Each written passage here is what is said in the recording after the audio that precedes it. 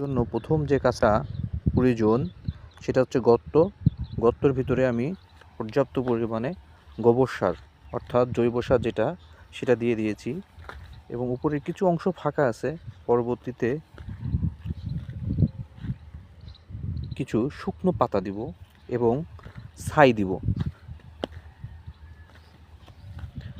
উল চাষের এটা প্রথম ধাপ। মুখ অনেকটা চওড়া এবং পর্যাপ্ত গোবর সার দেওয়া আছে। প্রতিটা এতে মিনিমাম 6 কেজি করে গোবর সার দিয়ে রাখছি। এতে যত দিন যাবে তত পচবে এবং এটা শীতের শেষে ওলটা লাগাবো। সের জন্য এখন থেকে প্রস্তুতি নিয়ে আছি। পরবর্তীতে শুকনো পাতা এবং ছাই দিয়ে গর্তটা ভরাট করে ফেলবো। আপনারা যারা ওল চাষ করতে চান তারা এইভাবে করতে পারেন।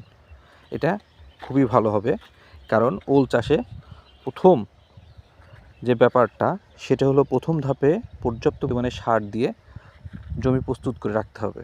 পরবর্তীতে সার কম লাগে।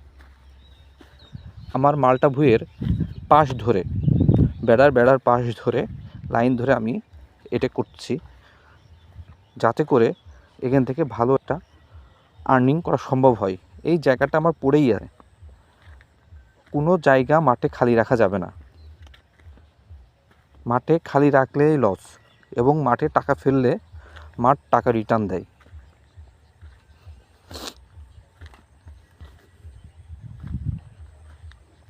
আজকে এ পর্যন্তই।